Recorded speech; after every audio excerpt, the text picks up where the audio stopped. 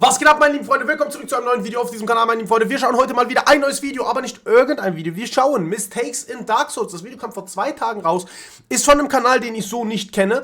Und es klingt aber spannend. Wir haben Dark Souls erst on-stream gezockt. Checkt gerne die Videos auf diesem YouTube-Kanal ab. Zu meinem Dark Souls auch eine Playlist davon gibt es. Oder checkt gerne den Stream auch unten in der Beschreibung unten verlinkt. Checkt gerne den Stream ab, da zocken wir gerne mal ab und zu mal ein bisschen Dark Souls. Und ja, lasst uns gar nicht viel Zeit wasten, lasst uns reinstarten in das Video und gucken, was für Mistakes in Dark Souls, was uns erwartet. Klingt interessant. Just after leaving the asylum and arriving in Firelink, you can use this piece of geometry to jump up and head straight back to the asylum, a little earlier than you're typically supposed to. Once we're back, dropping down to the Okay, wait, to be fair, ich wusste nicht mal, dass es den Spot gibt. Ich wusste Real Talk nicht mal, dass man ins Asylum zurückkehren kann. Aber was soll das für einen Vorteil haben? Stray Demon will cause his fight to start, but his health bar doesn't appear on the bottom of the screen and no music plays. Ach so, lol. Killing him will result in you getting a slab, just like normal. But if we save and quit after killing him, we can fight him again, though this time everything works like normal. Killing him for the second time here will get you another slab, and reloading the game will show that he's properly dead this time.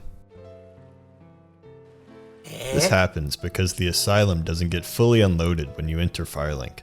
So when we come back immediately after arriving at the shrine, the Stray Demon doesn't have his boss script active. We can sort of verify this with how he roams just after starting the game. When you first arrive, he patrols around this room as you walk around the asylum, but once you leave and then return when the game expects you to, he just stands there. If you die... Lol, aber, to be fair... Digga, das ist voll crazy. Digga, ich finde, das ist so cool an Dark Souls, vor allem, wenn man sich im Nachhinein Videos anschaut. Bruder, ich wusste das gar nicht. Ich wusste das Real Talk nicht. Wieso kann man dahin zurück? So, klar, wahrscheinlich für die Titanite Slab. Wahrscheinlich ist es so das Einzigste. Aber interessant. Save and quit, or access another area, like the Undead Berg. The asylum will get fully unloaded and will function as normal whenever you return back there. Interesting, bro. While we're here in the asylum, you may notice that Oscar's damage is some ass. This is because the game gives Oscar on Astora Straight Sword +8, but because this weapon can normally only be upgraded to +5, instead treats it as a +0 weapon. This happens with Nico of Thorland too, though they gave him a +14 Crescent Axe, another weapon that can only be reinforced to +5. Kind of related to the Asylum scripts not fully loading, enemies will respawn after the player travels too far, about 2 areas away. If you kill the ghost down in New Londo, travel up to the Undead Berg, and then come back, the ghost will respawn, but their scripts won't be set correctly. So the ghost that would normally attack you through a wall, or while picking up an item or something, will just fly at you instead. What? Using the Master Key, you can completely skip the Hellkite Drake.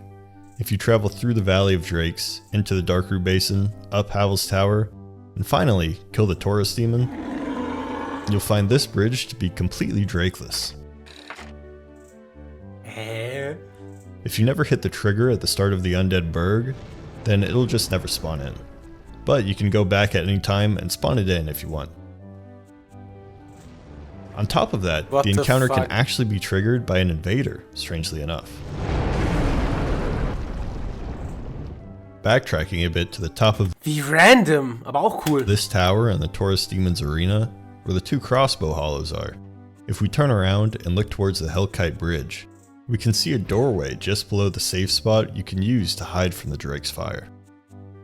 This doorway would connect the other side of this room to the underside of the back of the bridge. But in reality, literally just doesn't exist. If the door did exist, it would be on this blank wall. There is a doorway in this room, but you know, it's on the other side. Lol.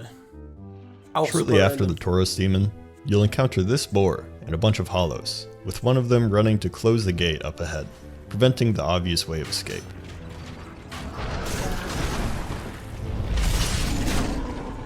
However, if we kill him after entering the parish through the Darkroot Basin from behind, before his AI is triggered, we can see a really strange interaction. Run through this area to hit the original Hollow's trigger, and then run all the way back to just after the first bonfire and trigger this hollow. He'll actually completely ignore you after kicking in the door, and will go straight up this ladder, go under the bridge, up the sewer ladder, Lol, was? through the, I don't know, courtyard, and then finally run to pull the lever. What? I would imagine this is probably caused because both of the hollows have a flag to do something after the character walks into a trigger. You know, with this guy kicking in the door, and this guy flipping the lever. Some of you may be wondering what would happen if you hadn't kicked the ladder down before doing this.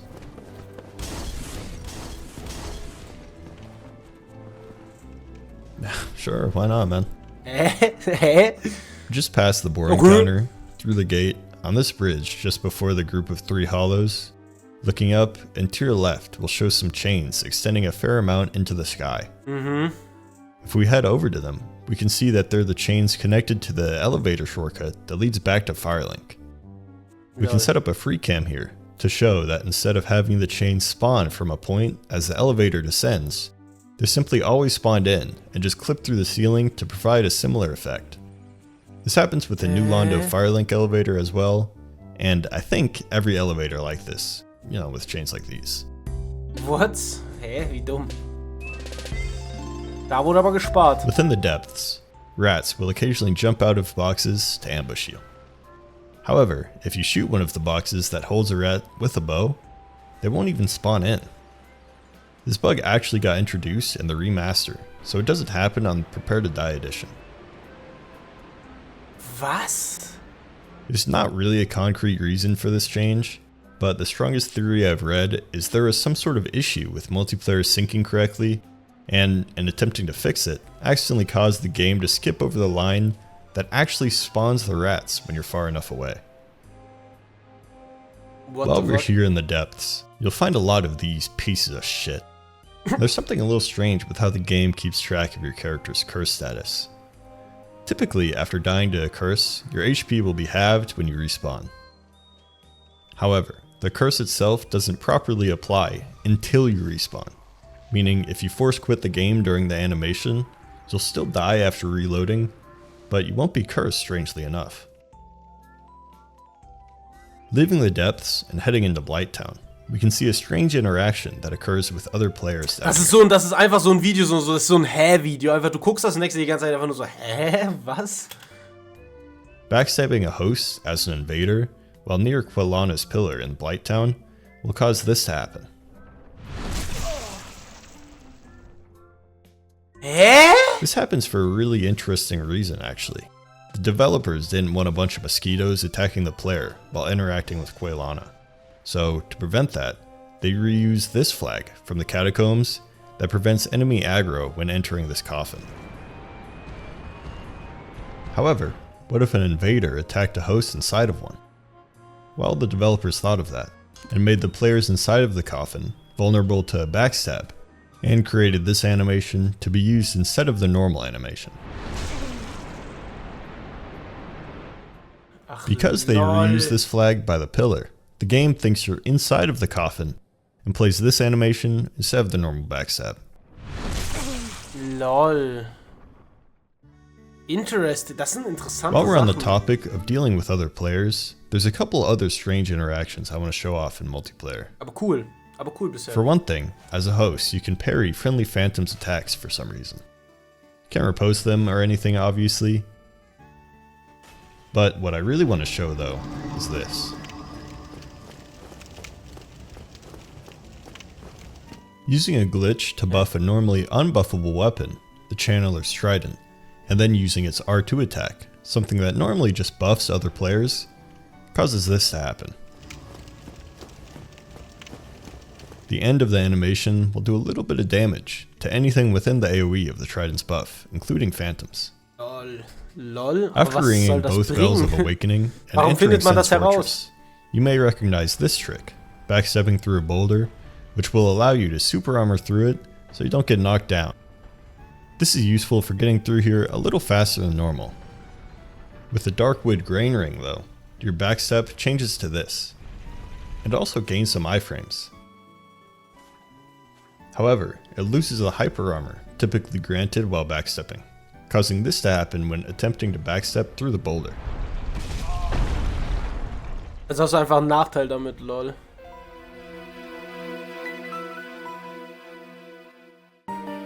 Killing Guinevere's illusion after Ornstein and Smo will of course plunge Anor Londo into darkness. However, if you kill her and then book it out of there, you can actually leave the room without triggering the cutscene or the flag that causes Anor Londo's change. You can trigger the cutscene later at any time by just approaching where she sat.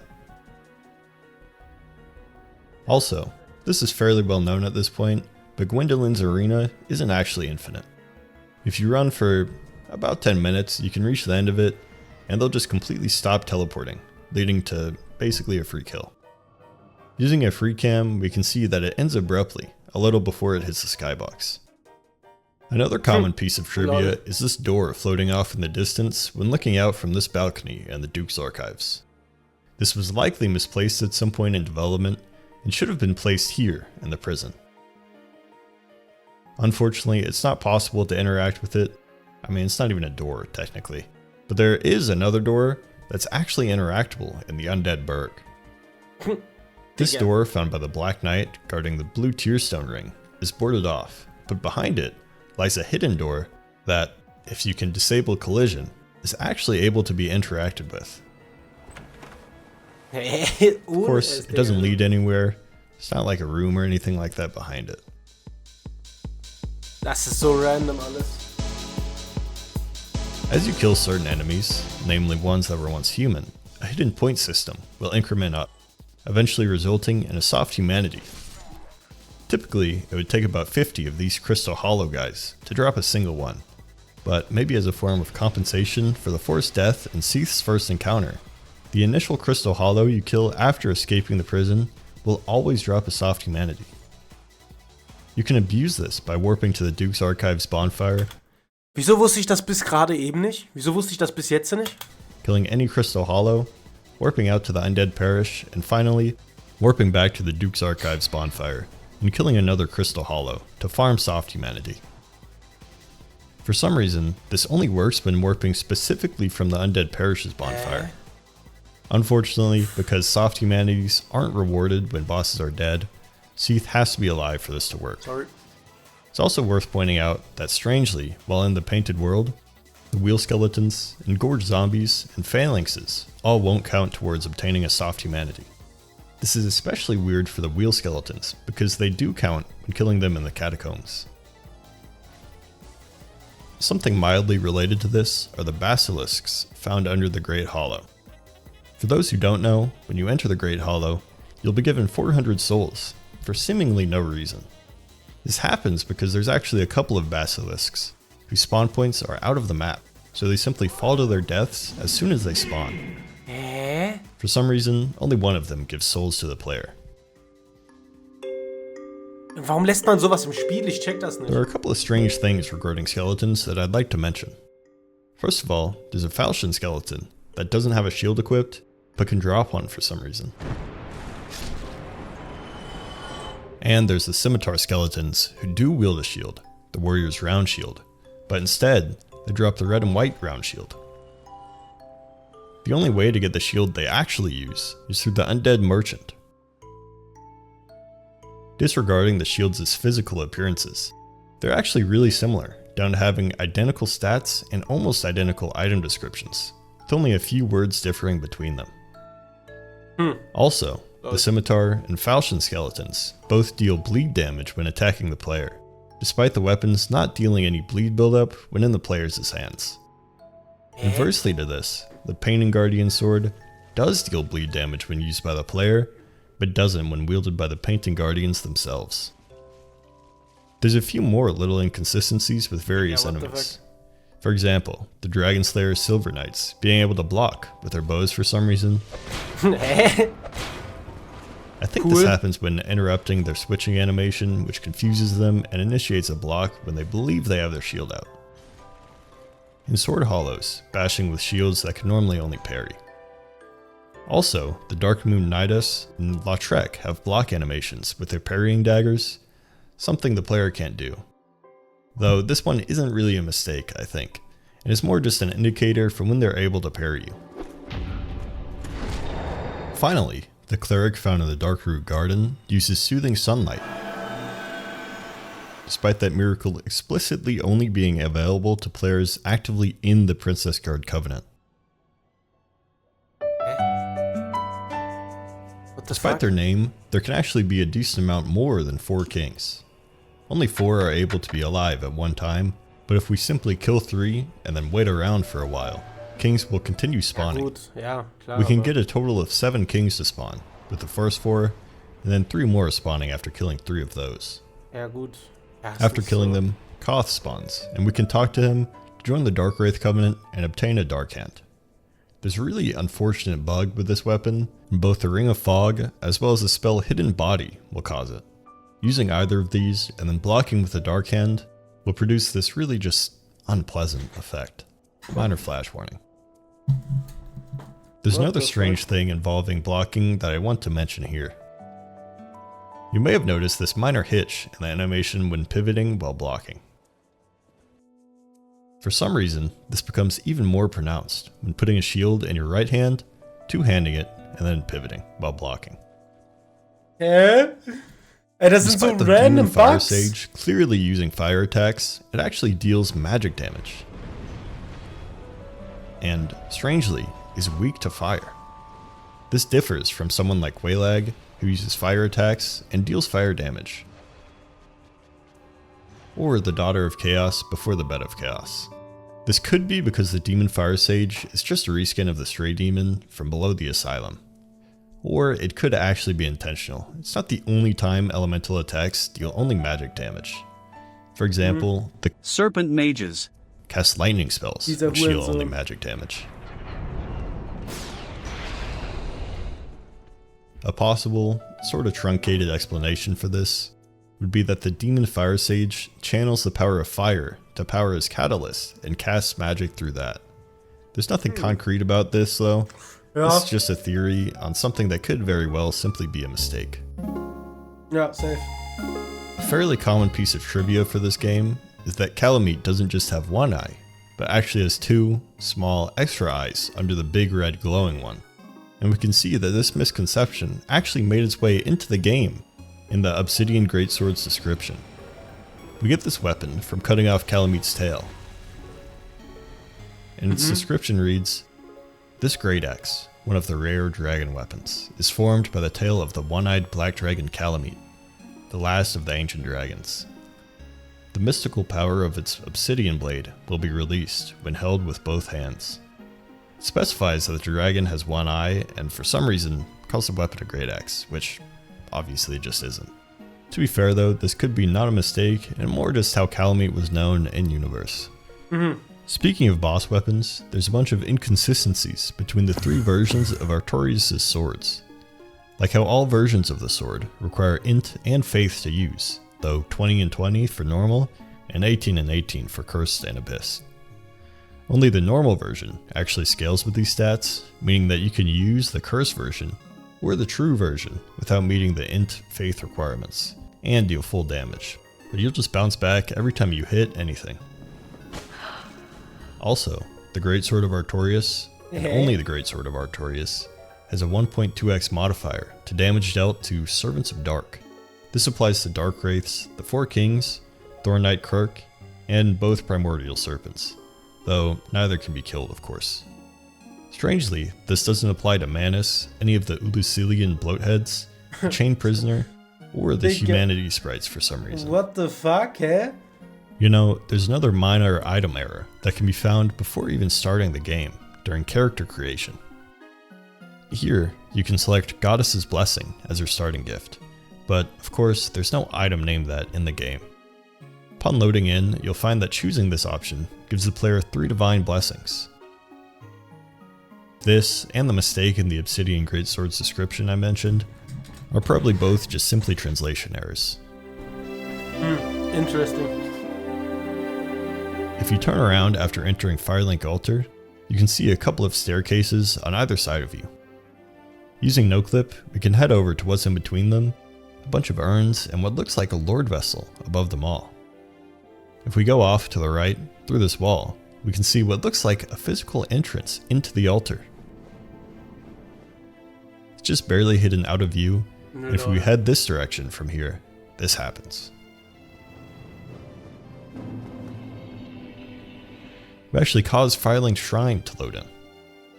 In some concept art for the game, and an unused cutscene, we can see that Andre was originally going to push this statue in Firelink at some point in the game, so it's possible that the path behind it would have led here. There's no proof of this, of course, it's just a neat theory. Lol, aber es wäre cool gewesen. Speaking of Andre, there are a couple of strange things about him. For one sehr thing, cool gewesen, he's the sag ich only ehrlich. human character whose lips move when he speaks. Need anything forged? Also, after killing him, he's the only NPC in the game whose body doesn't just disappear. Instead, his body remains on the ground, able to be thrown around like a ragdoll. What the fuck? Both of these could be, less mistakes and more just remnants of how Andre was originally a much more important character in the game's story, but eventually got relegated into just being a bum-ass blacksmith. Well, that's all I got. If you like this video, you probably like the video I made a couple months ago about glitches in this game. Thank you. Sehr stark. Ey, interessantes Video. Es war ein super random Video. Es war wirklich so ein Video, aber es war ein super cooles Video. War es schön anzusehen, war lustig anzusehen. Das ist wirklich geisteskrass, aber interessant. Sehr schön.